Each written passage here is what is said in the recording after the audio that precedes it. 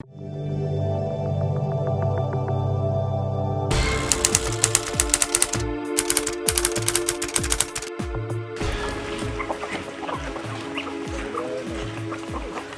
climate resilience journey starts at the county level, and leading the way are Vihiga and Murang'a, the first counties in the country to develop and implement agroecology policies. With support from AFSA through Scope Kenya, we sit with county officials to reflect on their role in the National Adaptation Plans process, sharing how local leadership, community-driven solutions, and strong policy commitments are strengthening adaptation on the ground. Join us as we explore how these two pioneering counties are shaping Kenya's path towards a resilient, sustainable future. Vihiga County, one of Kenya's smallest counties by land size, has emerged as a national leader in agroecology. As the second county in the country to officially pass the agroecology policy, Vihiga is showing what is possible when communities embrace sustainable farming rooted in indigenous knowledge. Yeah, I'm called Dr. Betty Alosa Mulyanga. I am the Chief Officer for Agriculture, Livestock and Fisheries in the county government of Vihiga. In the National Adaptation Program, we are looking at how to be able to reclaim what we have lost. Through agricultural setup, we realized that agriculture is one of the systems that is actually able to mine out the nutrients we have in our soils, and therefore we really impoverish our soils through the practices when we do not adopt to the technologies that we have been able to come up with. We're telling them that you can be able to keep some fish in the riparian reserves, because now you can do fish ponds in the valleys. And we have a lot of fish aquaculture practices in Vihiga County. And we're telling them, as you get waste, what you refer to as waste, in agroecology we refer to it as an organic resource. So when you get waste from the table, then we can be able to recycle it back into that farm, because we want the farm to utilize the resources that are coming from it. So that waste, we're telling the farmers, now you can be able to do composting. When you do composting, then you give us organic fertilizer, which we can still take back to the farm. And then around the greenhouse, we also have the onions, as you can see. And beside the other side, we have the rosemary plant. Yeah, so instead of them just throwing them to destroy the environment, now you're just using them as our garden. So we are recycling. So we can just even go to our neighbors and borrow if they have the cement bags or they have these things, they help us to make our small products. We're telling farmers, because we have small parcels in Vihiga County, we can be able to keep poultry. Yeah. When we keep poultry, we are integrating that poultry farming value chain with the fish ponds. So the droppings from the poultry, the chicken, are able to fertilize the pond. Yeah. When we fertilize the pond, what are we achieving? Two achievements. One, we fertilize the pond so that we can be able to obscure the clarity of the water, so that the birds are not able to eat up the fish. Kwamba anatupea samadi. Hiyo samadi mnaona maji yetu iko green. Tunaweka ndani kidogo. Badilisha rangi ya maji. Maji kibadilika hivyo, ndege akiwa juu hawezi ona direct kwa maji. Yeah. So it's a natural way of preserving the fish from being feasted on. Then we also fertilizing the pond so that we can grow phytoplanktons. And these phytoplanktons are feed for our fish. So you realize that now we are achieving two goals through that. Yeah. And then as we do that, the excessive waste, because now when the droppings continue dropping into the pond, definitely at one time we have sedimentation. So those droppings now, when there's too much in the pond, the fertilizer, you find that now we can be able to remove it and be able to make up bokashi, that is a fertilizer for the vegetables. We also able to use that water that is already fertilized to irrigate our crops, the African leafy vegetables. So because now you can easily harvest them. So that you don't have to go to the shop again and purchase fertilizer. So we are using the locally available resources, that is agroecology. We also are looking at the issue of emission of greenhouse gases. which are actually polluting the environment. And that's the reason why in Vihiga County we've come up with the agroecology policy, so that we can be able to train our farmers to be able to do things to a near normalcy, and using the natural systems that are locally available to them. So we are the second county in Kenya to Murang'a to come up with an agroecology policy. Through the agroecology policy, we want to believe that we are able to rejuvenate our soils again, our environment, so that we can be able to achieve the goal on food security for our communities and beyond. You are maximizing on space, because what tunasema Vihiga, there is no land but there is space. For example, as one of the pioneers in agroecology, Vihiga County is already seeing a few gaps that need to be addressed. The County Executive Committee member for Agriculture explains how legislators are working to refine the framework and translate this policy into a fully effective law. For us as a government, we draw the mandate of food security from Article 43 of the Constitution, that it is the responsibility of every government, agriculture being devolved function. We are working round the clock to ensure that the members of the public from Vihiga County have food that is safe and of good quality. And it is from that we now came up with the manifesto, a governor's manifesto, and the County Integrated Development Plan 2022-2027. Now within that, coupled together with the better bottom economic transformation, we then came up with the policy. This policy is to change dynamics in the county in terms of the design and production of food in the county. And so the county government of Vihiga Agroecology Policy 2025 is now in implementation phase. Having been passed early this year, we have realized that there are some gaps that are missing in the policy.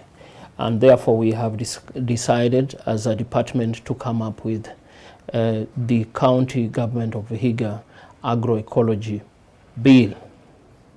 Now, the same is now in the draft stage. We have already partnered with other stakeholders to develop this draft. This will then culminate into an act. Some of the gaps being seen in the policy will then be cured by the bill. And in the bill, there are several sections or clauses that will now be enhanced to have a punishment effect. So that whatever the government has come up in terms of new systems or climate smart agriculture can now be enforced or be improved in the bill. And those are some of the gaps we will be able to cure as we go along. But as I said, we draw this from the CIDP, and the CIDP together with the Constitution, we have seen that the food that we grow, or the systems, or the manner in which we do it, we must be able to integrate climate change and environment. And that's why then we are phasing out some of the traditional plantations, like now the maize, and coming up with the new, including the Africa leafy vegetables. So as we diversify, we then onboard farmers in learning new technologies through capacity building and sensitization. So as we do it, we want to ensure that our farmers are able to increase yields, and then be able to come up with new technologies or new farming practices that encompasses technology growth in that space. Hii hapa ni biogas. Biogas inatusaidia sisi kwa kupika. Sisi hatununui gas. So that's the mandate of the government insofar as agriculture and food security is concerned in the county.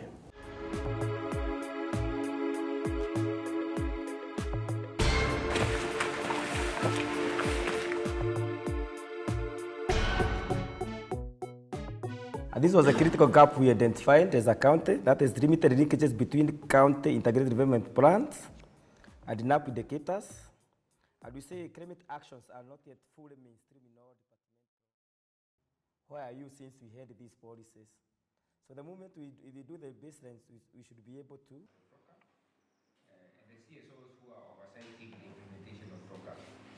The agenda on agroecology that Murang'a started came right from when devolution started. And the then county assembly started working with some of us who were in that space. In academia, the agenda was very live, that we actually need to address non-communicable diseases through food.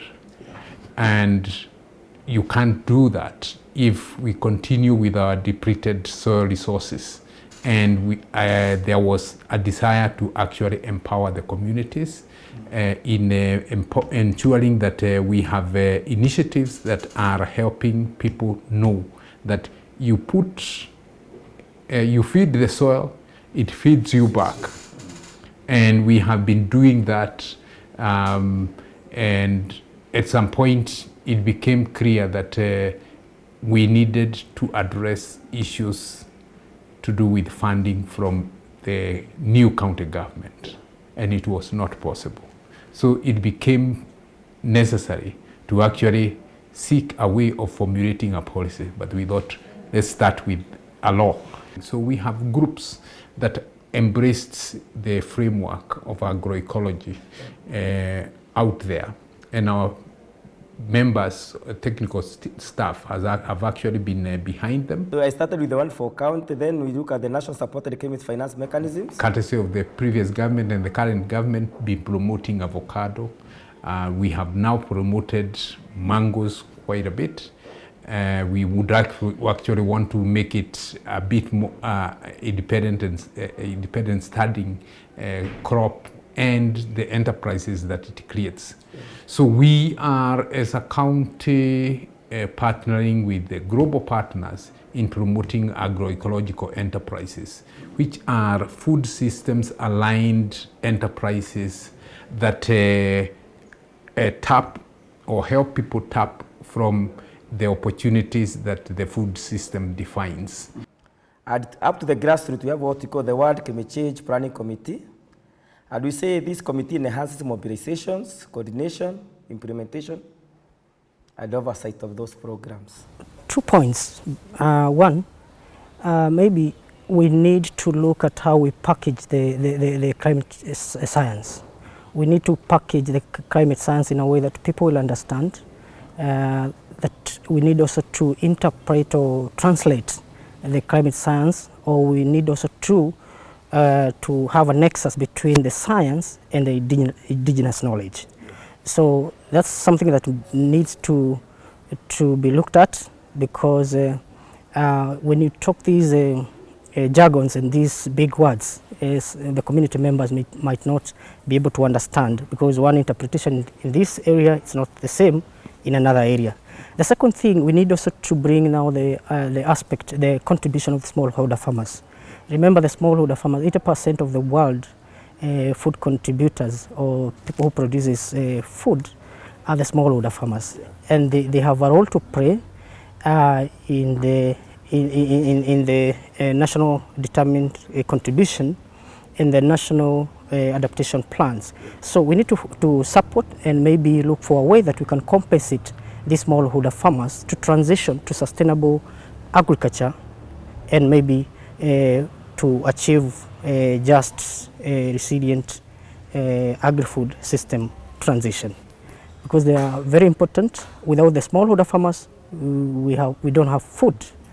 Yes, we'll have challenges in food security, that is, be it nutrition, be it ingredients, the cost of food might go also up in the urban areas that depends with these smallholder farmers from the rural areas. Yes.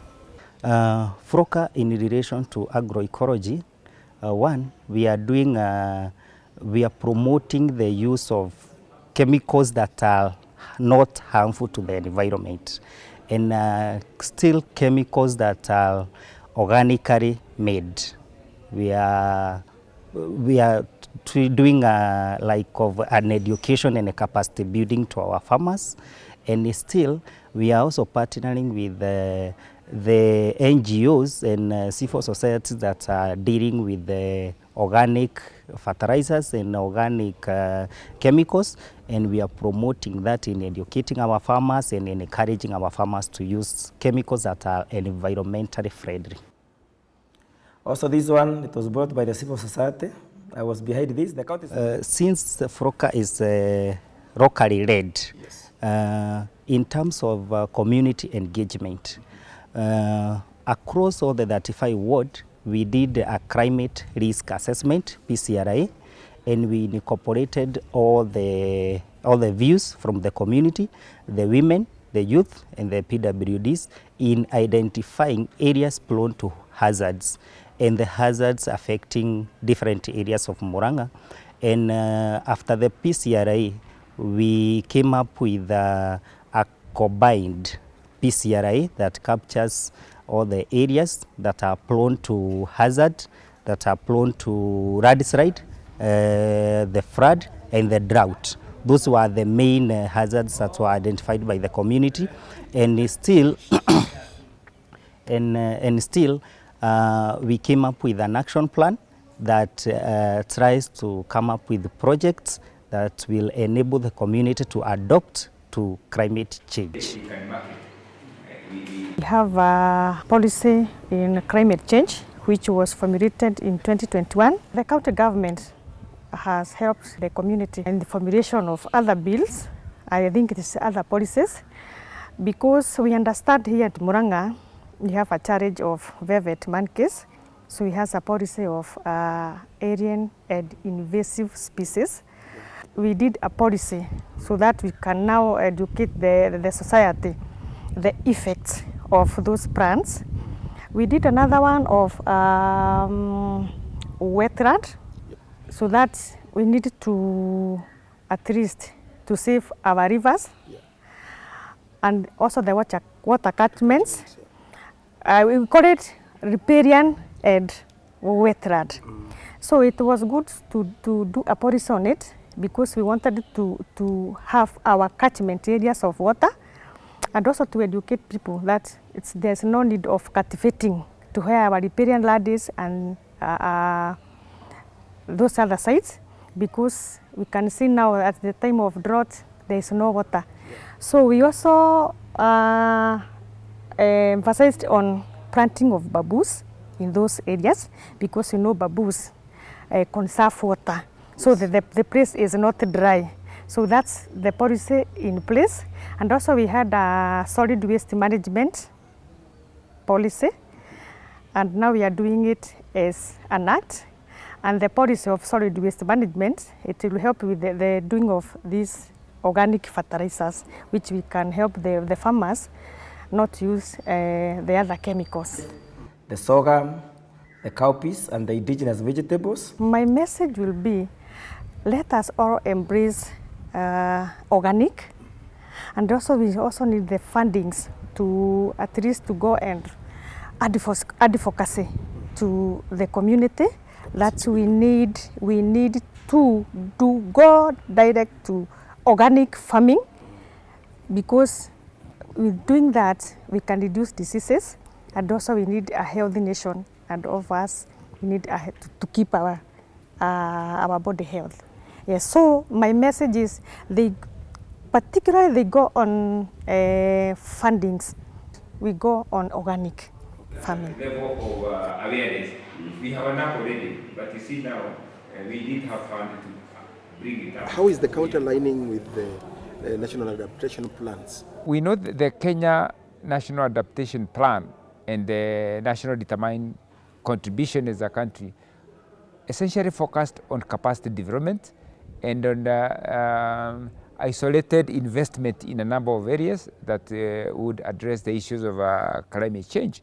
But by and large, agriculture in Kenya is devolved, you know that, and therefore much of the activities that will go to national adaptation planning has to be embraced at the county level. In so doing, the county has developed a county adaptation planning framework. It has a climate act and is able to get, let me say, a read-through of funding through a program called FROCA.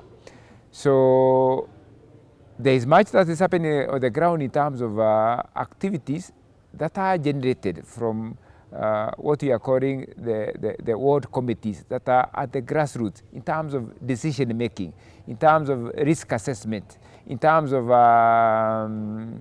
what they can, let me say, co-finance, because even if it is kind, that is what they can contribute to climate adaptation. But what is becoming necessary is how do we capture these issues so that they are able to be linked vertically to what Kenya as a country has given is national determined contribution to climate change. So we have the frameworks, and among the frameworks is what we have embraced in agroecology and its role in terms of adaptation. So we want all these efforts to be captured so that it can be appreciated that not just Murang'a, but whatever is spreading in terms of embracing food systems is contributing to the bigger good on what the globe we want to see, which is safe to live in. The role of agroecology in terms of climate adaptation has become key. We are seeing very little support in terms of climate financing, and especially what goes to the small-scale farmers. In terms of the big role they play to ensure that they are sequestering carbon back to the soil and reducing the amount of carbon that goes to the environment. So as we go to COP30, we want to see a forum that recognizes other pathways, ensuring that the finance flows are reaching the real actors in terms of adaptation to climate finance, and which we have taken a key role to ensure that our small-scale farmers are doing the best we can in terms of helping the county not just mitigate, but adapt to climate change. There is nothing that's going to be possible without essentially looking forward in terms of how do you address the challenges we get in terms of climate change. So specifically, I'll be talking about resources that go to compensation to the small-scale farmers and the payment of ecosystem services, because these are the real actors on the ground. Despite that, a lot of focus has come in terms of addressing what we call REDS, or the standing forest.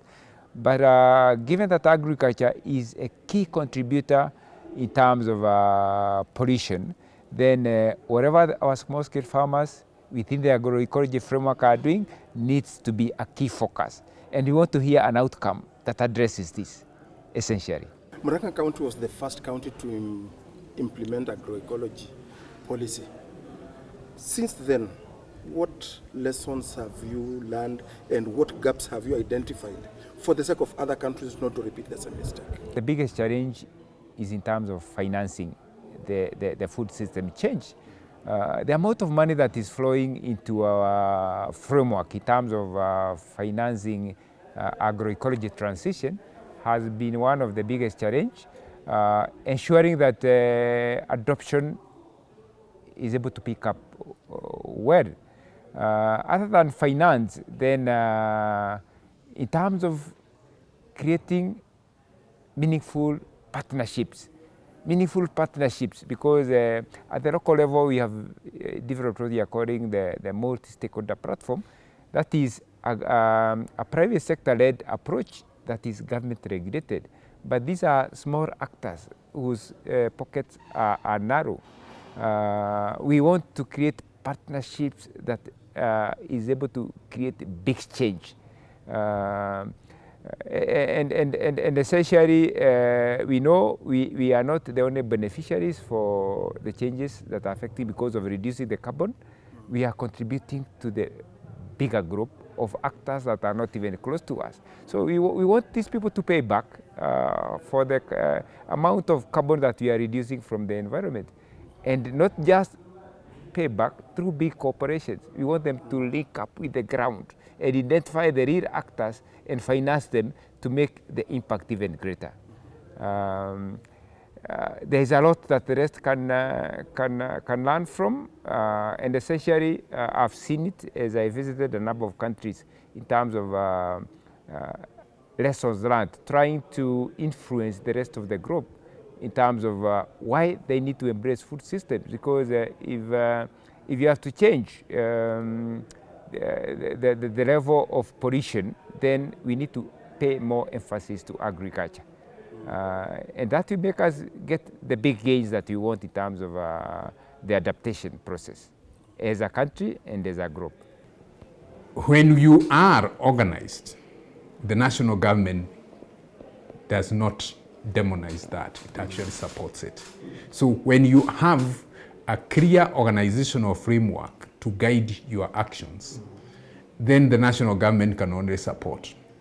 Okay. So to all intents and purposes, if somebody was to come to Murang'a and say that you are doing this, it is not us.